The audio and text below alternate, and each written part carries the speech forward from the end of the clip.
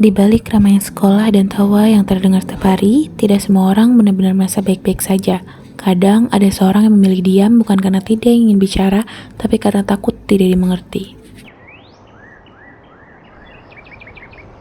Lihat Danu deh, dari tadi diem terus. Iya nih, kayak lagi mikirin sesuatu gitu deh. Dana ikut ngobrol sama kita. Lo kalau diem terus, kita bingung loh. Cadar dari agak biasa oleh sebagian orang bisa terasa berbeda bagi orang lain. Danu mulai memendam semuanya sendiri sampai akhirnya seorang mencoba benar-benar mendengarkannya. Lo akhir-akhir ini kelihatan murung. Emangnya ada apa sih? Gak tahu, gue juga capek banget. Emang capek kenapa? Akhir-akhir itu kayak dari beres di diri gue. Lo nggak sendiri. Saat perasaan terus dipendam, hal kecil pun bisa terasa menyakitkan. Namun seringkali orang lain tidak menyadari batas antara bercanda dan menyakiti.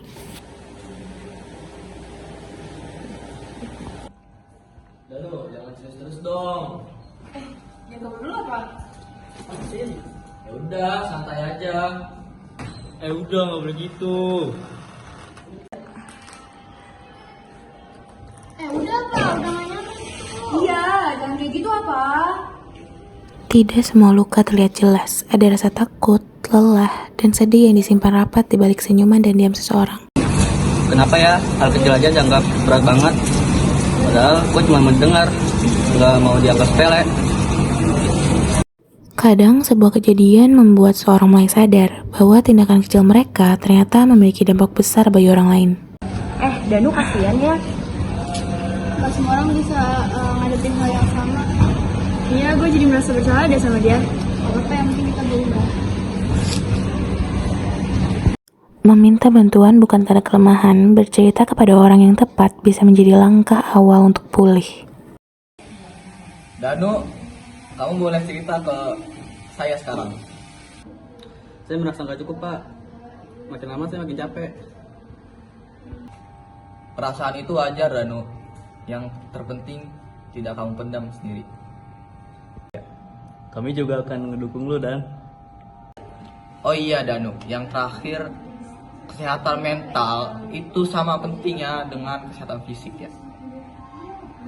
Memahami perasaan orang lain memang tidak selalu mudah, tapi perubahan selalu bisa dimulai dari kepedulian dan keberanian untuk meminta maaf. Gue harus minta maaf dulu sama Danu. Ya udah, ya. Itu orang ya? Danu, maaf ya, kami tidak bermaksud menyakiti. Iya, maaf ya Danu. Kalian berdua kan udah jadi kok. Ya, terima kasih teman-teman. Karena gue cuma mau dimengerti. Tidak semua yang terlihat diam itu baik-baik saja. Mungkin dia hanya ingin didengar. Dimulai dari hal kecil yaitu menghargai. Dan juga saling peduli. Jangan ragu untuk mencari bantuan. Karena setiap orang itu berharga. Mari peduli kesehatan mental bersama.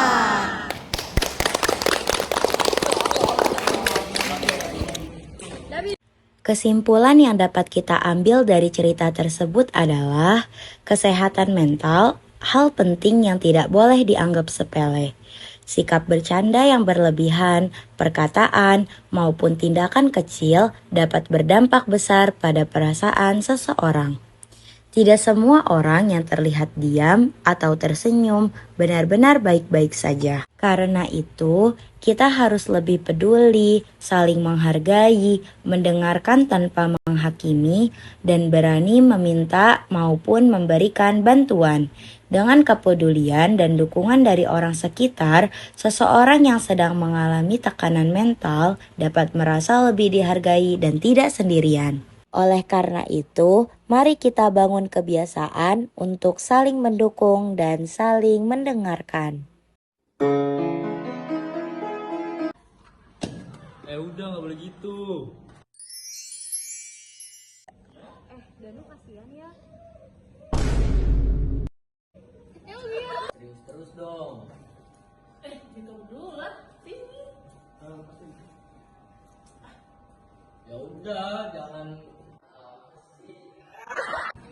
Apa ya? Hal kecil dianggap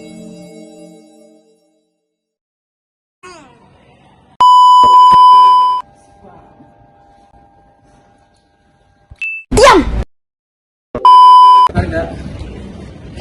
Mari. Mari.